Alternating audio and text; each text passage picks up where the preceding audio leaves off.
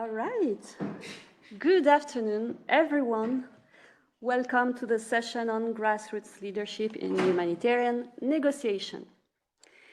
So, as you see, it's a plenary session, and we also know that there was a large number of people registering on site and online to the summit, which impresses me from where I am, honestly. So, and it makes me even more, let's say, impressed if you would like to reduce a little bit the gaps and the space between you, and don't hesitate to come closer to me. Yes, please. Thank you. I feel more comfortable if I see you seeing me. Don't be shy. So thank you for joining us, and we are glad to welcome in this amazing venue at La Maison de la Paix. Let me introduce myself first. I am Sana Bouzbi, member of the CCHN community since 2020, and host facilitator for the Africa Regional Group. I am mainly specialist in protection, migration, and torture prevention in Africa, and I often serve the community as a consultant, and I'll be your host for this session. I speak French, English, my Spanish is funny, and my Arabic is cute. So the team is multilingual, so we make sure no one is left behind. Then don't hesitate to raise your hand during the Q&A. We will make sure to make your voice heard. Without further delay, let's see together how is this session unfolding. We'll start with an introductory video by Clémentine Nkweta-Salami, who is the Deputy Special Representative for Sudan with the United Nations Integrated Transition Assistance Mission in Sudan. It will be followed by a panel discussion with our distinguished guests, moderated by my colleague Anastasia, that you have met this morning in this room, in where was held a panel on humanitarian diplomacy. We'll have then an interactive discussion and Q&A. And finally, we will be wrapping up with closing remarks from our distinguished guest, Dr. Michael Kohler, ambassador and co-lead of the Grand Bargain Initiative, which aims to improve the international humanitarian aid system. I will introduce, if we have time, and hopefully we have, a tool on Mentimeter for your feedback. So we will show a QR code later. We will show a QR code to connect to the survey, so please keep your device near you. Well, this is it for today. Our session focuses on the critical role of grassroots leadership in humanitarian negotiations. We will be highlighting the experience of local negotiators who play pivotal roles in their communities. Those roles are often in challenging circumstances, and we will be exploring also how we can support their work effectively. And then, before giving the floor to our moderator, to this exciting panel, to Anastasia Marchuk, Head of Programs at Nonviolent Peace Force in Ukraine. And to set the stage, let's watch this short video that I told you about a couple of lines ago, that highlights 5 unrecognized grassroots negotiation practices in various contexts realized by Clémentine Nkweta-Salami, who's Deputy Representative for Sudan for the United Nations Integrated Transition Assistance Mission in Sudan. Is the video ready? Perfect. Bon visionnage.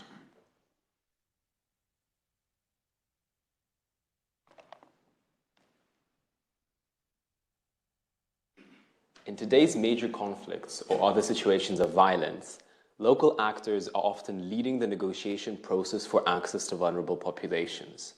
Grassroots leadership has an essential role when it comes to frontline negotiations in complex humanitarian contexts. It is crucial that we focus on local negotiators rooted in their communities, who are pivotal yet often unrecognized in their contribution to resolving these crises. Good day and greetings to you from Port Sudan. I would firstly like to thank the organizers for giving me the opportunity to share a few thoughts on this very important topic, grassroots leadership, valuing local voices in crisis negotiation. The humanitarian situation in Sudan continues to deteriorate at an alarming speed as a result of the ongoing conflict. We are witnessing a humanitarian crisis of mammoth proportions as the fighting continues unabated. With nearly 10 million people forced to flee their homes, Sudan is the biggest displacement crisis in the world today. 14 months after the crisis began, accessing populations in need of life-saving humanitarian assistance and protection has remained a continuous challenge. The UN and our NGO partners have had to confront and navigate numerous access challenges ranging from insecurity to bureaucratic and administrative impediments. As the UN humanitarian coordinator in Sudan, my brief remarks will focus on the importance of coordinating efforts with local actors, supporting local practices, and drawing from this expertise to build trust with counterparts, communities, and authorities. By so doing, empowered local actors in collaboration with international actors can become the most effective of humanitarian negotiators. Local actors are not only keenly aware of the needs of their communities, but can oftentimes be seen as more legitimate in the eyes of the local authorities and the people. With their keen understanding of the cultural and traditional norms, they play a vital role in building and sustaining trust with counterparts. It is therefore crucial for international actors to coordinate with local actors and draw from the expertise to support local action. In Sudan, one example of support to local initiatives is through the Sudan Humanitarian Fund. Last year, the fund piloted a new approach to support civil society actors by dispersing small donations through SHF partners. Initiatives and platforms such as this World Summit that bring local and international actors to the same table to discuss, coordinate efforts, share ideas, and exchange best practices ensures that we work towards empowering local actors and uniting our efforts to overcome challenges, and in so doing provide humanitarian assistance and protection to affected populations in times of conflict. I commend the organizers for spotlighting the vital role of grassroots actors, and I wish you fruitful and productive deliberations.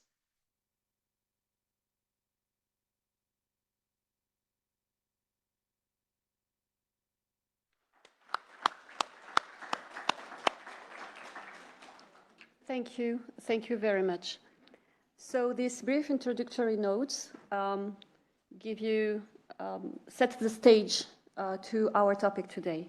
And without further delay, I will ask Anastasia and our distinguished guests to join us on the stage. Thank you. The floor is yours, Anastasia. Great to be back here, now on the other side. So today I have the honor to be your moderator, and I'm presenting to you the great panelists. Please welcome Shumaila Murtada, who is the meal manager and the focal point for gender and PSIA with the Foundation for Rural Development from Pakistan. Welcome, Shumaila. Beautiful, beautiful dress. We have Amro Tarisi. Hi, Amro. Head of Program Save the Children, Ukraine, from Syria. We have Muhammad Al-Zayed, Health Coordinator at Amal Association International, Lebanon.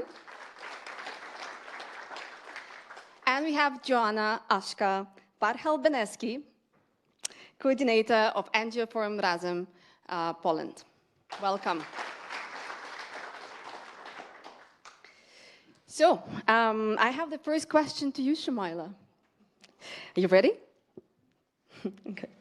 You operate in a context which is very much linked to the cultural norms, the traditions, and the knowledge of these traditions is critical to ensure proper humanitarian action. And there is also the history of sensitivities around the work of NGOs in your region. So could you please share with us some of the good practices of how you make sure that your negotiation yielded the positive result, and maybe reflect a little bit of what you think made those practices effective? Thank you. Okay, thank you so much, Anastasia, and thank you so much to CCHN team for giving me this opportunity to share my story with the audience.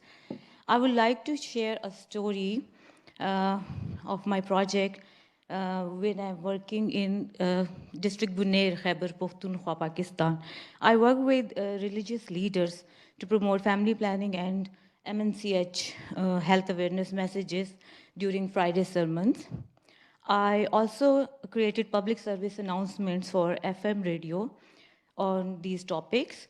Additionally, we collaborated with government departments to ensure that these messages are culturally appropriate. We trained our community outreach teams with men and women in the separate teams to go to remote areas that other health workers couldn't reach yet. So they promoted family planning and MNCH messages to those who only rely on the home remedies for illnesses and pregnancies. So these awareness sessions raised awareness among women about self-care and emphasized to families the importance of looking after their women and girls. Being a local actor in Khyber Pakhtunkhwa, Pakistan helps navigate NGO sensitivities effectively. Firstly, I understand the cultural norms and traditions like Parda, Jirga system, and tribal areas, traditions, sects, and religious aspects. So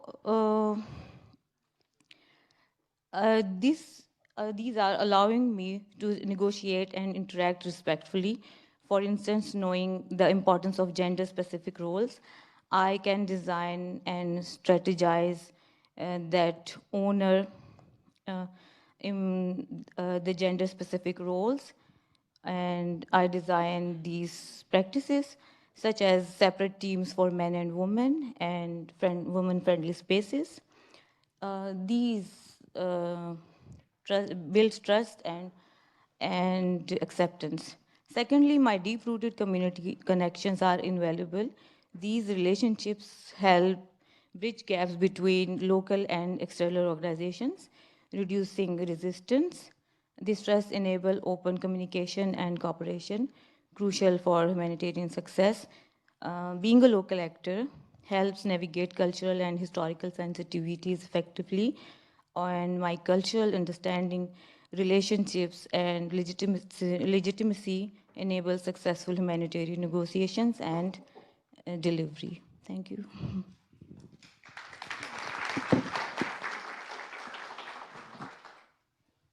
Thank you very much, Marla. I think that's a really striking example of how being careful about framing your messages can actually help you overcome the biggest sensitivities. And we know how in many of the more conservative contexts, such issues as family planning and the female health is still topics which are very difficult to discuss broadly and openly. But thanks to your nuanced understanding of how that works and what kind of messages would be appropriate for the right audience, you made sure that they are passed and that you have actually reached the right people that your program is aimed for. So my applause to you. And obviously, it's always important to make sure that our programmatic response is context sensitive and that can only be attained through very direct and close collaboration with the members of the community and with the local organization. So great, thank you very much, and keep on the good work with the women, with the children in Pakistan. Well, very excited. Fantastic, love your shoes as always. So you have very rich experience in consolidating the voices of the Polish humanitarian actors in the country. But I would like to ask you, is there something you see that the international community and the national actors should do to amplify the voices of the local actors, to make sure that what they see, their insights and their needs are addressed? And generally, do you feel like there is the coordination happening between the local and the international actors? And if there is an involvement of international actor, like in the Mohammed story, what's your experience? Is this undermining the local actors or actually supporting them? I think I would like to start with something a little different and just invite us to problematize and question the whole concept of amplifying the voice. There's this quote that I really like. You don't need to be the voice of the voiceless, just pass on the mic. And I'm very happy for CCHN to create this space that the frontliners can come from their context and share the first-hand experience. We also, for the last 2 days, heard from people who work inside the humanitarian sectors, but do represent their communities also. And I think this was very, very strong. So when we think of amplifying, there's always this kind of hierarchy, no? Like, oh, we take your voice, and there's even the worst concept that I was not supposed to say it, but I will tell you. I really don't like this idea of championing, like, oh, you local actor, you know what you're doing, like, oh, you're so great. And we don't give each other honest feedback. We don't communicate transparently, what can lead to such drastic situations as Mohammed has described. But it's also extremely patronizing. I even heard recently in a discussion that, oh, the humanitarian system is broken, it's not going to get fixed on the international level, so you as local actors, you should cooperate and you should make it work. And like what? Like, we are not diverse, we also don't have our problems, we also have our learning curves, and I think there's a lot that international expertise can be bringing to the discussion. So instead of thinking how we can amplify the voice, I would rather think of how we can create spaces that are equitable, that are bringing the possibilities for equitable relationships, equitable partnerships to be built, and that we truly are working together. And what do I mean by that? I often hear this this phrase that we negotiate through the local partner. It's also with programming. We implement through the local partner. We implement through the community. We negotiate through the community. And communities and local organizations are not empty vessels. It's like always this, I don't know, it makes me think of some kind of divine experience or divine voice that has to go through us. No, like, we have the contextual capacity that you both have, three of you have mentioned, that is enriching the design of the negotiation process and also the broader programming. And I think it has to be recognized. So if you take one thing from what I'm saying, stop saying through, say with. But most importantly, act on it. And if we start seeing each other in this equitable space, we can also be designing negotiations that jointly. We can design negotiations in which we will be passing on the mic to each other, whomever is the best suited to lead the negotiation, whomever can build the most leverage with the counterpart. And in this sense, the question of risk is also answered, because we decide together, like, is this transfer of risk too high? Are you willing to take that much risk in the field, and when it's better for international actor to come in? Because in my context, I also had situations where local actors didn't want to engage with international actors because, exactly as you said, like, they were not trusting that the objective, the ways of working will be respected once the door of the room closes, right? So we also have to work on ourselves, that we build this trust. And I think this was mentioned today, who is the first to give the trust? I think it's a great question. Another thing is, if we feel comfortable negotiating as international actors on behalf of the communities, do we feel comfortable that communities negotiate on our behalf? As I said, like, the risk is another thing that has to be taken into consideration. But if we start questioning neutrality, humanitarian principles, like, and we are not being questioned, it's not mutual due diligence that we should kind of strive for, I believe. And I know that there are some very interesting practices, and I'm looking at my colleagues from South America that can for sure share more on how to negotiate together in teams with the communities. So it's kind of normal, and we heard today that, and we all know, we live in dark times. There is tremendous pressure on the humanitarian assistance, on humanitarian aid, on what we do, but we are still very much divided. Even in this room, we represent agencies that compete on the ground, that compete for funding. There is less funding, there is more competition, and we should really do everything we can to build these partnerships, build them as equitable, and as much as we can, living in this capitalist system, stay away from competition and go to coordination, go to complementarity, because this is our core commitment to the affected people. And we cannot just say, oh, coordination doesn't work. No, like they have the right to receive coordinated complementary assistance, and we should work on it together. But, and this is my last thought, that it's normal that we initially don't trust each other. No, we represent very different organizations, we have different principles, different agendas, so we kind of sniff around. And we have to build this trust, and it's a process. It can be a lengthy process, and I will maybe talk later more about it. But thinking of our negotiations, I really would like to invite us that if we decide to enter to work in coordination mechanisms in our context, that we stop seeing each other only as counterparts. Like, we are not only counterparts to each other. We should be trying to build negotiation teams. And with this, I think we can really move forward. Thank you.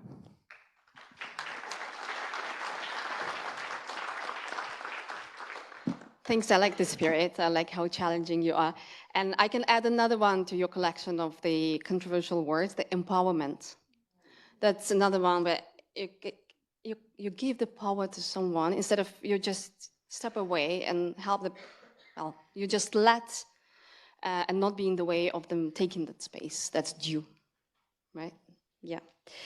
Thank you. So, Mohammed, back to you. Are you ready? Good. So from your experience in Lebanon, let's talk about such an interesting topic as negotiating with the large international community and specifically the donors. If you could share with us what are the main challenges you face there and maybe some advice on how we can build the capacity in our negotiations with such interlocutors.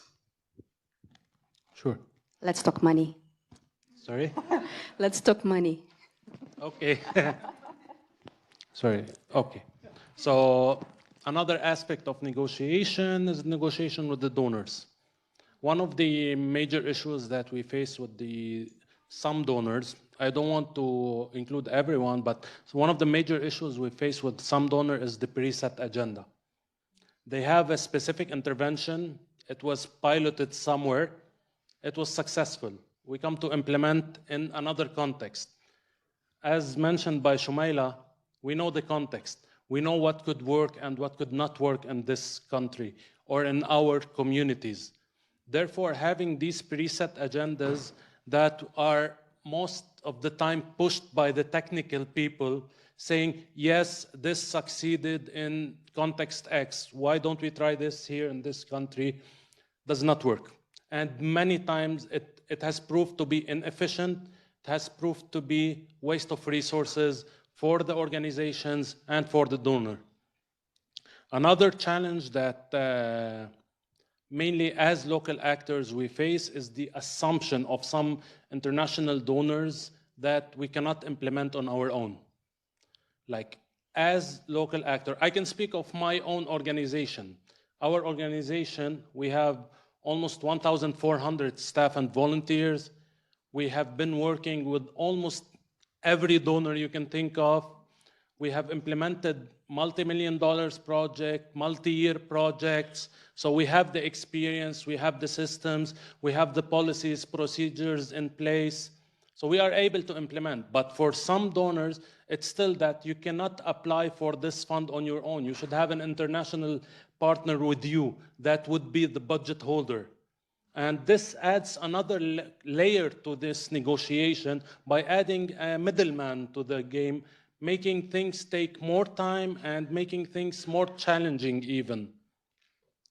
So there are other challenges that also we face in these negotiations. One of them is also the power dynamic. Everyone here said, let's speak about the money. The person coming with the money naturally comes with the power comes with the money.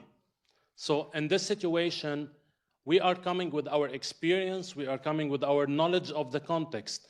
And this is, I would say, sometimes more important than the money, because having the money without having this, you may not be able even to implement. And the last challenge that I have identified is sometimes, especially for smaller local actors, they are absent from the international fora, so they are not aware what's happening in the international community. They are not aware of the priorities of what's happening. So therefore, those actors sometimes suffer more than others. Regarding the recommendations and the opportunities, actually, I would say this is an opportunity. CCHN is an opportunity for local actors to build the capacity of their staff. And with this, Ashka, I know that you have more to say and to share with us. So today we have discussed both the good practices and the bad practices, if we can say so. So do you have the proposal or the ideas how we can have more structured spaces for those kind of discussions between the local and the international actors, where we can learn from the good and maybe do some homework when we encounter some negative examples as well? Of course, and as NGO Forum coordinator, I cannot do anything else than emphasize on Mohammed's point that we need strong NGO forums. My NGO Forum Razem, Polish NGO Forum, is composed by local, national and international NGOs that work in the fields of migration and integration in Poland, regardless of the horizon of their engagement. And we also count with the presence of observers. We have very strong relationships with UN agencies, representatives of the academia, and we also welcome donors to join us on our plenary meetings. So we need these spaces. We need spaces like NGO Fora, and I'm coming to you from the context, from the response, where we are addressing tremendous suffering, but at the same time, we are very privileged in what we do and in how safe our context is, and also how high is the social acceptance in Poland of supporting refugees coming from Ukraine. And there was a lot of questions about funding. I also can tell you that we have this mythical 25% as directly as possible as the commitment of the grand bargain, while I think it's what, 2% now, or we can ask Mr. Ambassador the exact number. But in Poland, the INGOs self-report in the first 2 years of their response, more than 50% of their country office budgets is going directly to their local partners, with some INGOs reporting even as high numbers as 80%. So the change is possible, and I would even dare saying that the change is already here. And I have seen really a lot of commitment from my international colleagues to be advocating, to be negotiating inside of their own organizations for localization. And it seems that each time that we have a panel with local voices, it's always about localization, right? Because it is, as Amra was saying, it is a cross-cutting issue that really affects here in our context the negotiations. It affects everything else.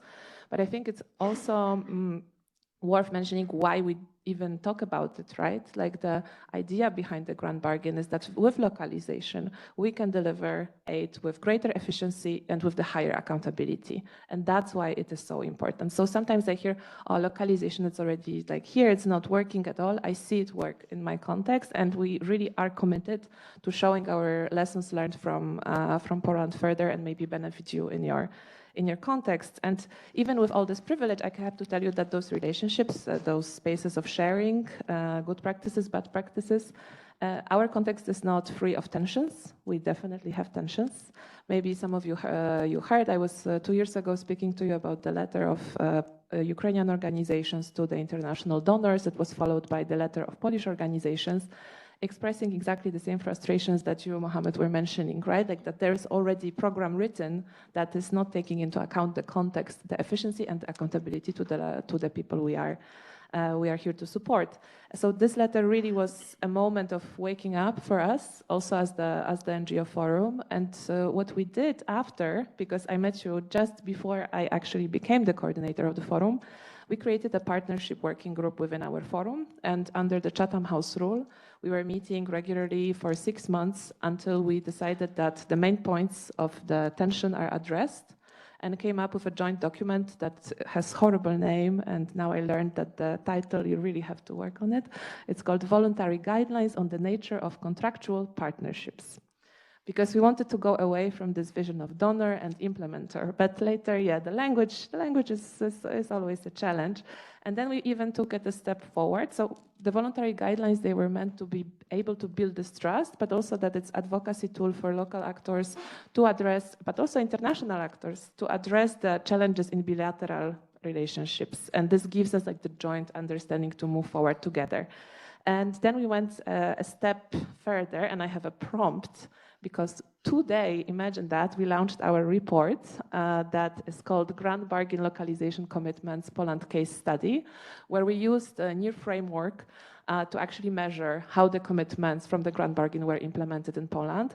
And talking about power, even with all this financial support and the willingness to promote the localization agenda in this response, we only scored 2 out of 4 in the criteria of being able to exercise power in the partnership, which is very problematic, and we still have a lot of issues to solve. And coming back to negotiations, we have another humanitarian crisis on the Polish-Belarus border, which is external border of the EU, and there negotiating for the people on the move is extremely difficult, and the aid is being criminalized.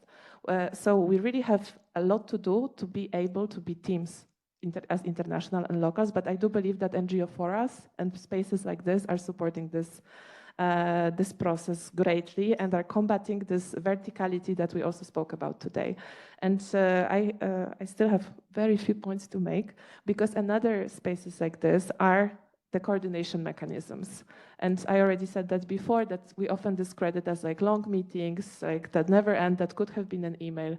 But we need to truly go back to coordination and think how we can support coordinators, how we can support co-chairs of sectors, clusters, working groups, that they implement this localization as a cross-cutting issue, that the spaces we create are equitable.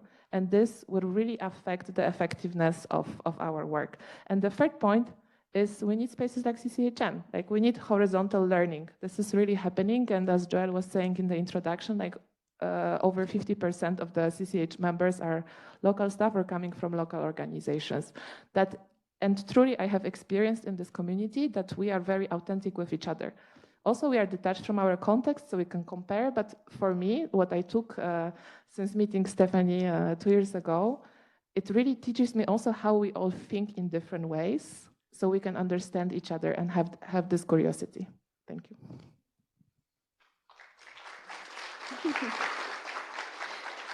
Thank you. That was very inspiring. And I'm sure that a lot of colleagues present here have taken something to remember and try to implement in their home countries, following the Polish example. And I completely agree with you on many of the points.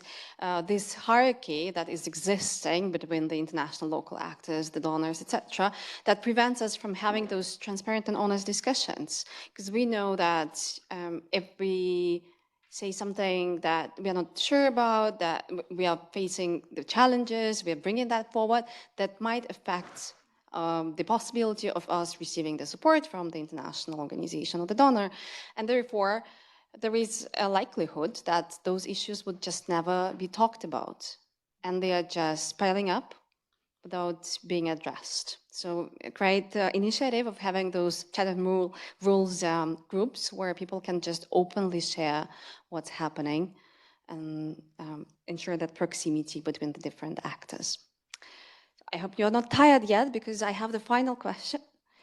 And then we go to your questions, which I'm sure are multiple. And to be able to continue, I would invite us all to truly prioritize our mental health and our well-being, because only if we are good, we can have patience for each other, and we can stay curious, and we can come up with the ways in which we can be stronger together. Great. Thank you very much. Taking care of yourself so that you can take care of others. That's a very nice final message. I think that deserves an applause.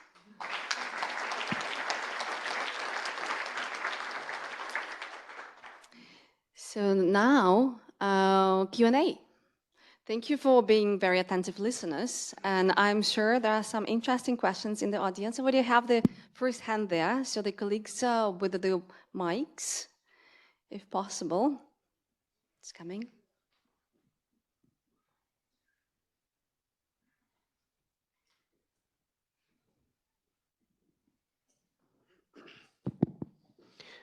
Okay, good afternoon. My name is Munir Murtaja. I used to work as IDA coordinator. IDA is the collective umbrella for international organizations in Palestine for 4 years. And I just want to reflect on some of the points that were raised by the panel. First, to my colleague in Lebanon, you're not alone. The experience that you have also in Poland is almost similar to the context that we also had in Palestine. Unfortunately, there are some partners who are not very much able to understand the necessity of making sure that they have good understanding of the context and they have good understanding of the necessity of partnership and supporting or relying on the local resources or the local minds. Of course, not to forget that there are some external actors who abused the humanitarian system and acted as if they are humanitarian workers trying to ruin our work as humanitarians and to get into the community and collect information, which is, of course, something which is illegal and which causes damage. Now, back to the partners who are not able to understand the point that what they do will impact everybody. So it is not one-man show. What you do or what I do will certainly impact other colleagues in the field. So if I do something good, it will impact the rest. And if I do something bad, everybody will be impacted. And at the end of the day, you know, the community at need will be in a more miserable situation than before. In Palestine, we were really advanced in coordination between the national, international, UN agencies and donor community. I want to say that even we were acting as a humanitarian, really a humanitarian country team, where we were complementing, supporting, ensuring the efficiency of our work, and creating a safety net of negotiations.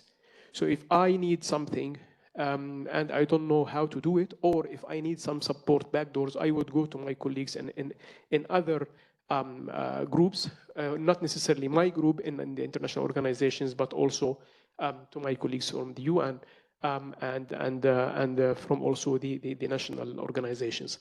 And we very much succeeded in different topics. We managed to create a change because we were working as one team. So I was consulting my colleagues, I don't say counterparts, but they are colleagues because we were really moving and working as one group or one family of negotiators, regardless if I am in IDA, if Balsam is in ACU, if Amjad is in Bingo, etc. So we were really acting as one team, which really facilitated and made our life really easier when we were discussing different topics with different groups of powers, let's say. So I want really to stress that partnership is the essence. Mutual respect is very important for ensuring that we have successful negotiations. It is not only and always my counterpart in negotiation is who I have to approach, but it is also my allies and my friends, and who can I acquire more and more to ensure that I succeed with less giving out. Let me say it in that way. And I really want to thank CCHN for the opportunity and for this very invaluable session and gathering. This is my first time, unfortunately, because I really wished that I could have been here before. But I'm really privileged to be given this chance. Thanks, Stephanie, and thanks to all colleagues. Thank you.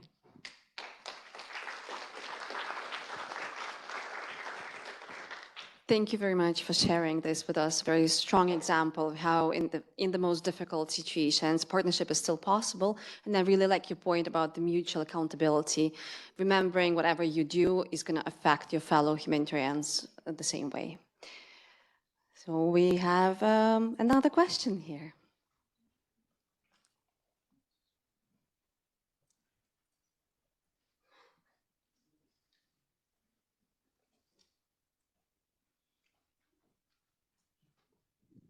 Thank you so much. Actually, I'm Zilal from Syria Operations, in UNHCR Syria Operation based in Damascus. To complete the idea of how important we need to be very transparent with our partner on the ground, actually during the earthquake, since I was the one responsible about the emergency response of the non-food items to last year for the earthquake. And actually, without having a very good negotiation with the partner, because they are the one responsible about distributing the items in Syria, UN agencies, they are not allowed to interact with the beneficiaries, which is another burden on our shoulders, that we cannot actually interact with the beneficiaries directly. So we need to do the distribution through the third party, or what we call implementing partner. So at the first, actually, when we started to negotiate with them, because other countries, they started to send many items, which is non-food items and food items. But for UNHCR and ICRC and other UN agencies, we need to differentiate. We need to report back to the donor. So that was the dilemma with the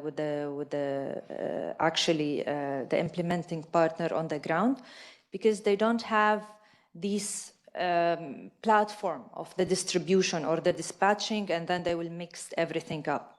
So when we started to use the CCHN tool, and actually this is what I was telling Tawfiq yesterday, that because we started to use this tool and started to talk about the emotional part of that the Syrian, they are still in need, and we need to report back to the donor at a very accurate numbers. Otherwise, we'll never receive any kind of fund. And those are your brothers and sisters and family. So we don't need to disappoint them. So based on this small, maybe a very emotional tool we started to use with the partner, because they are the powerful on the ground. Actually, we were successful to respond after 6 hours of the response itself, of the earthquake, which is something is very unusual to respond after 6 hours. And they are the one helping us to access.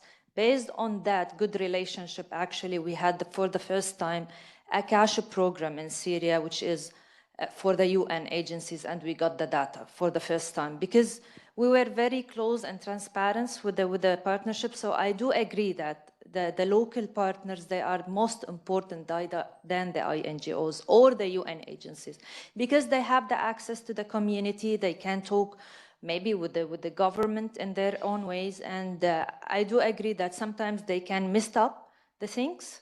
And this is our role, is to be more transparent and to train them how to lead the things on the ground. That's it. Thank you. Thank you, Zilal, a lot. 6 hours, that's really impressive. I think we'll all aspire to live up to that very high standard you've set there. And thank you for sharing your experience, how CCHN tools have helped you with this. I see hands raised, but unfortunately, we have just run out of time. One more, okay, okay, one more. How do I choose? Huh? The closest to the mic. To me. I'm sorry, I'm losing time. Let's go. Clara. Which one? Hello, and thank you all. My name is Juma. I'm working for the context in Syria. and I have a question for Amro. I will just talk about, as he talked about the neutrality. In Syria, we have the Syria divided into 4 areas of influence. We have 4 different internal actors, armed groups, including the government of Syria, controlling part of the country, and other parts are controlled by different armed groups. And each area of control is also influenced by international actor. And that's why there was a resolution to deliver the humanitarian aid from the neighboring country. My question to Amro, as he was working on the context in Syria, how you manage the neutrality during delivering the aids through the cross-border operation from Turkey or from Jordan, or through the cross lines between the government of Syria controlled area and the opposite armed groups controlled area. Thank you. And I see that Stephanie is going crazy, but I just have to jump in like super quickly. You know, on the neutrality itself, like when I entered into the humanitarian space, I was hearing like humanitarian donors all the time. And then I was like, who are these humanitarian donors? It's thrown all the time and I don't understand. And then somebody tells me, no, you know, it's the states. And like the donor meeting is the embassy's meeting. And I was like, what? And we talk about neutrality all the time. And this is the perspective of a local actor, right? And we have seen also, like my context is privileged because humanitarian aid is going together with the military aid to Ukraine and to Ukraine response, right? So we have to, but as I also have to tell you that after already a couple of years in this response, I also really see the value of holding like impartial spaces and using neutrality as the operational tool.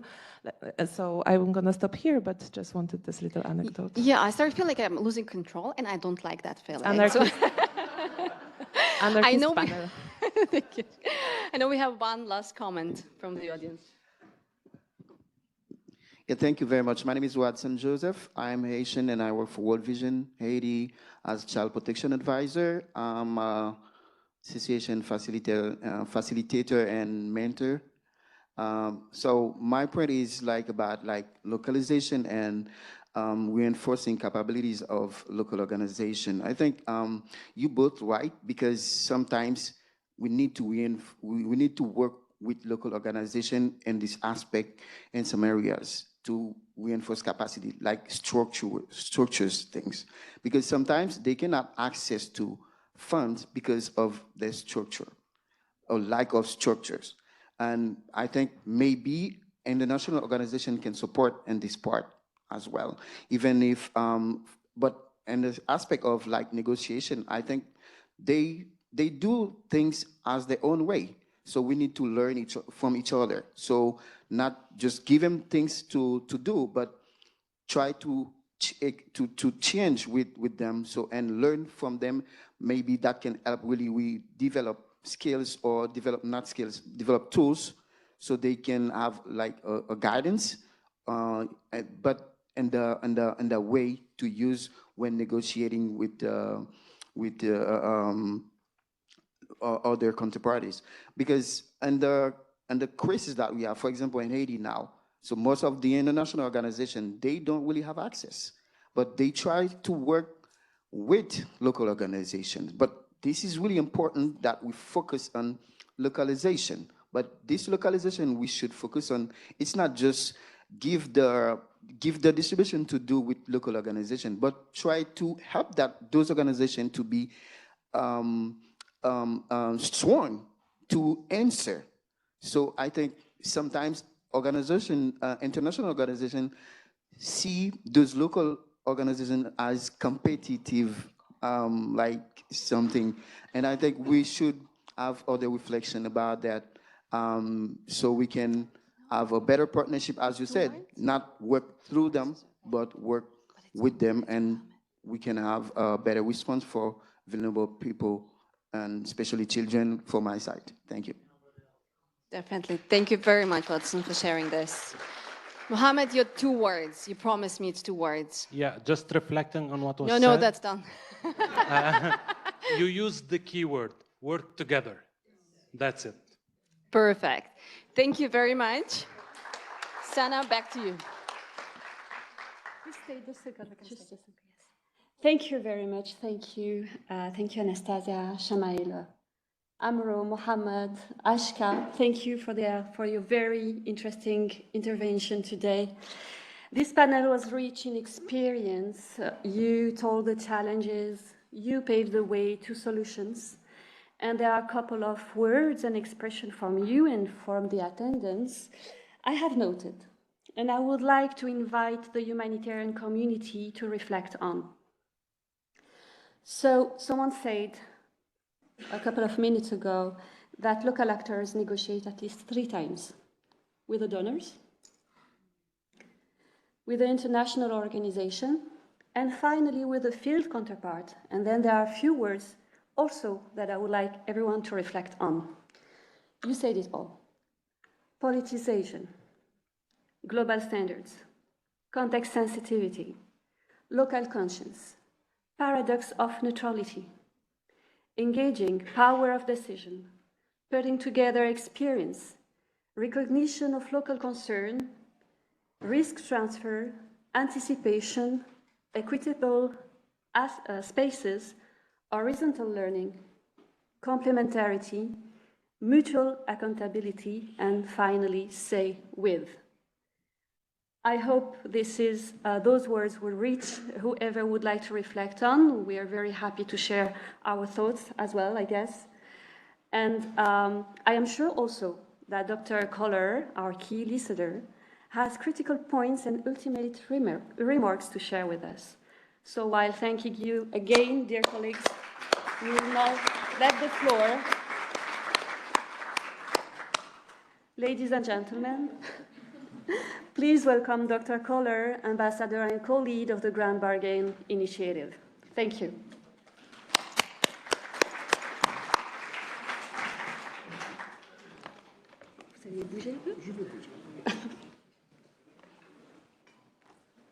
I hope the microphone works.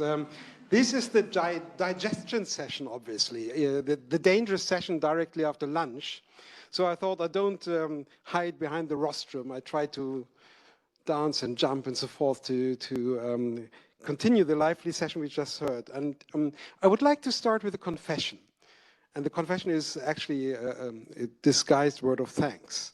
When Joël and Stephanie asked me whether I would like to come over to Geneva and to take part in this session and comment on it, I was obviously very honored, but my first instinct was, should I really do that? Because what could I legitimately say about local aspects of negotiations in humanitarian contexts? Yes, I've been working on humanitarian issues for many years. I'm a Grand Bargain ambassador right now. Grand Bargain process was referred to by the panelists frequently, fine. But you know, I'm not a local. I'm not even a local in the country that I'm living in. So what could I say? But you know, listening to you, and I was under strict orders not to prepare a statement, but rather to listen and then to react, which I've been doing.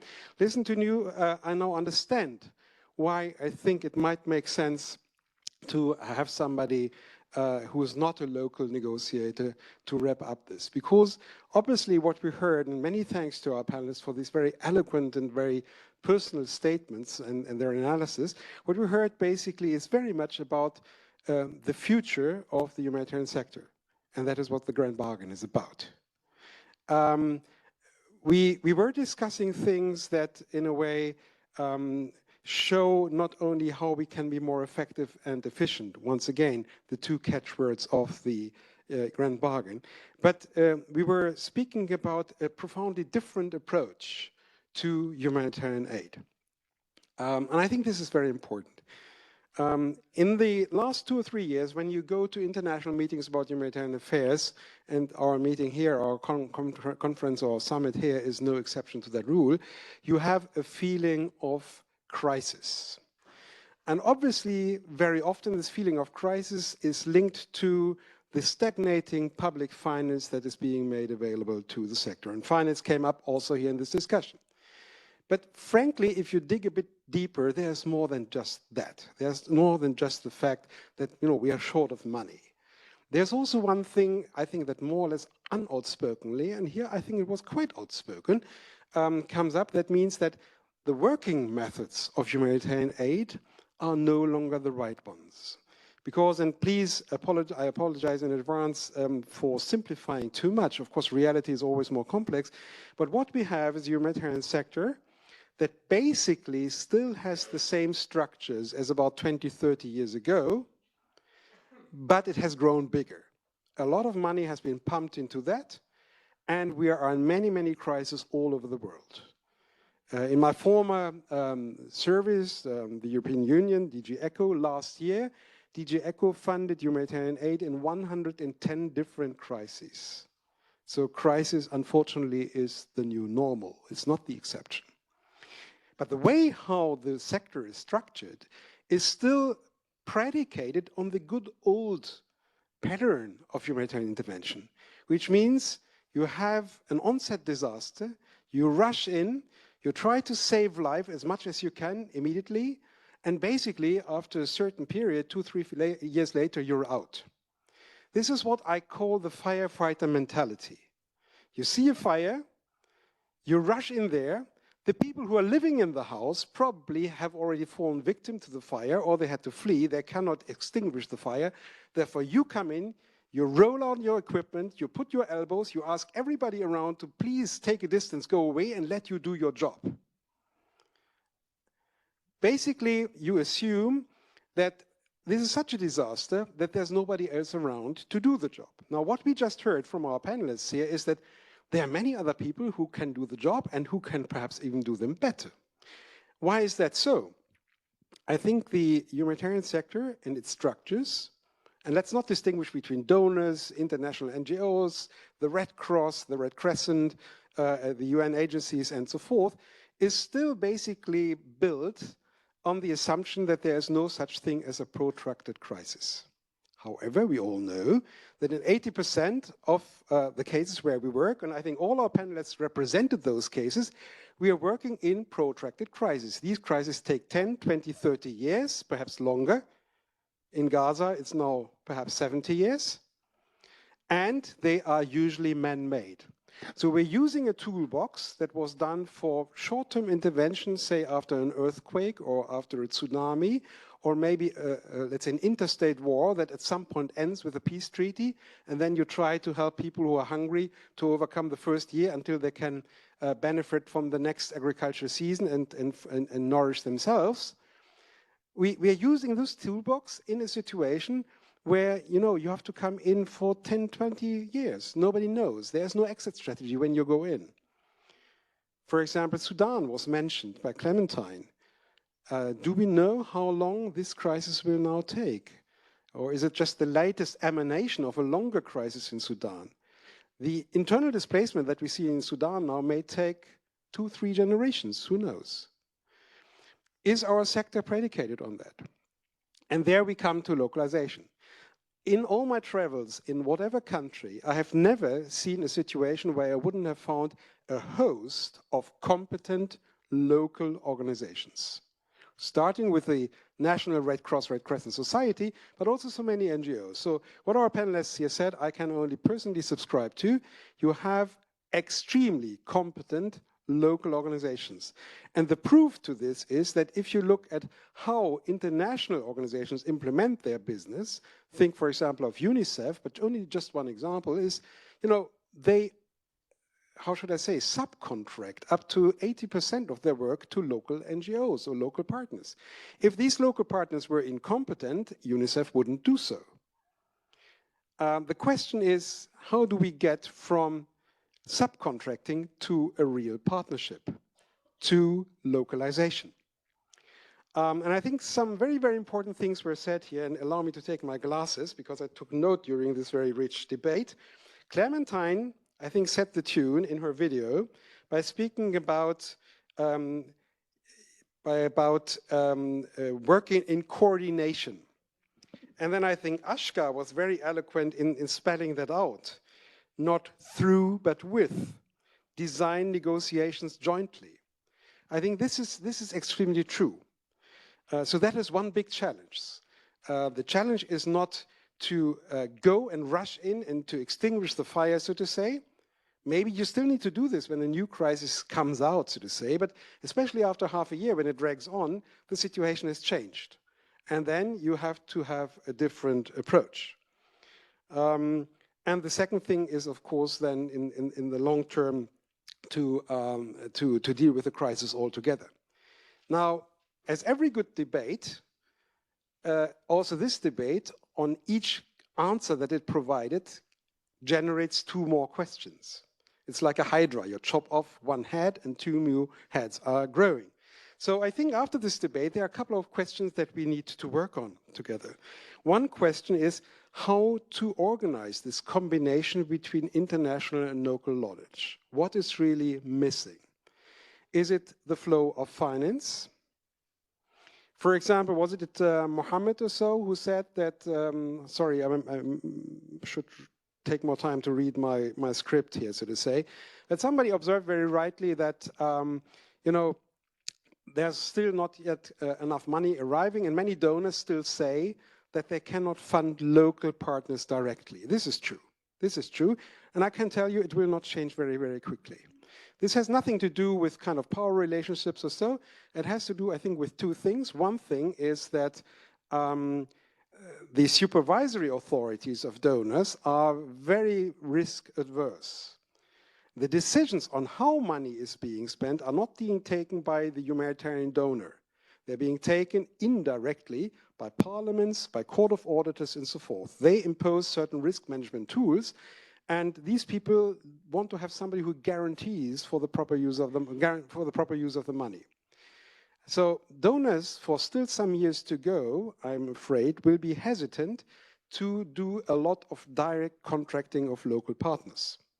So if that is so, what do we do?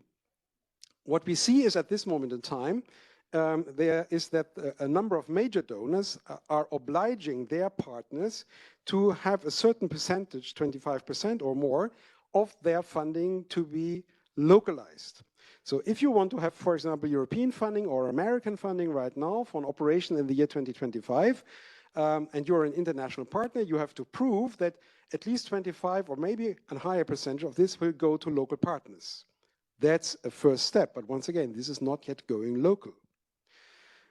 So probably we have to think about specific financial instruments that are only there in order to channel money to local partners, if that is really the problem. But I think in many countries it is, and where these instruments have been tried, I know examples, for example, from Turkey, I know examples in Eastern Africa, and also I think in Ukraine, usually they have been extremely successful. And everybody seems to be quite happy with them in terms of risk management, but also in terms of directness of financial flows. So let's think a little bit about the kind of mechanisms that we need to have, but also think about the mechanisms when it comes to the non-financial aspects, because that's very important. If in a protracted crisis, like for example in Syria or in Afghanistan, where we are now in the second decade, sometimes in the third decade of the crisis, if in those crises we still do not have a mechanism where, for example, the programming of funding is being done jointly, if we don't have a mechanism where donors, international partners, and local partners sit together and analyze the situation jointly, then something is wrong. And that leads me to a second point. That is, well, we differentiated here between, so to say, the traditional form of negotiating and the traditional form of aiding and localization on the other hand. But I'm afraid we still need to go one step further and ask the question, how local is local? Is there only one such thing as localization? Or how local do we need to go? Why I'm asking this? First, crises, man-made crises, are very often very different in nature. We have Ukraine, which is in reality a traditional interstate conflict. We have conflicts sometimes between ethnic groups within one country. We have conflicts which involve both dimensions, actually. We have sometimes conflicts over natural resources, so not about political issues. So can we always assume we need to have the same form of localization? And then secondly, what is localization? Is localization the fact that you have, for example, an international organization who or that organizes or that employs about 90 or 95% of its staff locally and empowers its local staff in the local language to do the work and conduct the negotiation? Or does it mean that you work with local branches of international organizations, Oxfam Lebanon, for example? Yeah? Or does it really mean you work with NGOs or with organizations that come from the country, but you know, which part of the country from?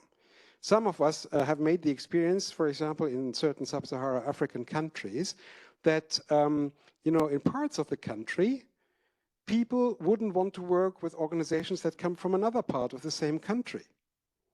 If you have a big country with many different ethnic groups, many different languages and religions, then coming from the capital doesn't necessarily make you look much more local than coming from a foreign country, if you know it is about working in a state or in a part of the country that is rather remote from the capital. So how local does local need to be? Now, I don't think we should draft PhD theses on these questions. What basically all this leads us to is that first we need to commit to localization, both in the form we implement assistance, but also in the way how we negotiate access, we negotiate, for example, freeing hostages, prisoners, and so forth, all kinds of negotiation. But then how it should be done, I think this needs to be based on a country-by-country analysis. So in other words, and there I come back to the humanitarian aid system of the future, we profoundly need to question the way how we operate. Because still right now, every decision-making in the humanitarian sector is hyper-centralized and is headquarters-based. I know countries that have decentralized their development aid, but they have not decentralized their humanitarian aid. Decisions on the allocation of humanitarian aid coming from the European Union, coming from Germany, coming from Sweden, coming from the United States are being taken in the respective capitals and not in the country of operation. Of course, what doesn't help is that many donors have money, but they don't have an administrative structure that is represented in each of the countries where they operate. So how could they be expected to take decisions locally if they don't even have boots on the ground? But still, this has to be looked at. And I think if we want to, on the one hand, target our assistance in such a way that it is most effective and efficient. Secondly, if we want to really make sense of our mantra that we want to be conflict sensitive and do no harm, and if thirdly, we want to also make good on our localization commitment, then we need to base everything we do on a local analysis that needs to be conducted locally. So rather than drafting the strategy back home in a European, American, Australian, and Japanese headquarters or so, I think the strategy needs to be drafted in the country of operation, bringing together local partners, international partners implemented there, or let's say with the headquarters there, can be the UN, for example, but also those international stakeholders that want to intervene and help in that country. But it needs to be based on the country analysis, and it needs to put into the center, give me one more sentence, Sana, it needs to be based on the needs of the people, on the needs of the people. Why do I say that? Because it was said at the beginning, the answer to humanitarian needs is never a humanitarian answer. And many of what we call humanitarian negotiations here in reality are either negotiations on issues that also involve humanitarian issues but go further, or they may even be involving partners, for example, local dignitaries, representatives of communities that frankly are not specialists of humanitarian aid, but they are specialists in representing their community. And when you discuss with them, they have not only humanitarian needs in mind, they may also have other needs in mind, for example, job creation, like, for example, as simply building peace. So again, there we need to go beyond the confines of our traditional approach. We need to be able to link up to others, other actors, but also other sectors, humanitarian and peace building, humanitarian and climate adaptation, humanitarian and long-term development aid, and so forth. Things that we are talking about a lot, but that we are frankly not yet very good at implementing. So all this to say a huge thank you, and to say that frankly, I think this gave us an excellent example on how we have to conceive of the humanitarian sector of the future. This has to be done very much bottom up, and I would be very grateful if CCHN, on the basis of this discussion, could basically derive 2 or 3 areas for future discussion, for future work that would involve both local actors but also international parties and their donors. Many thanks.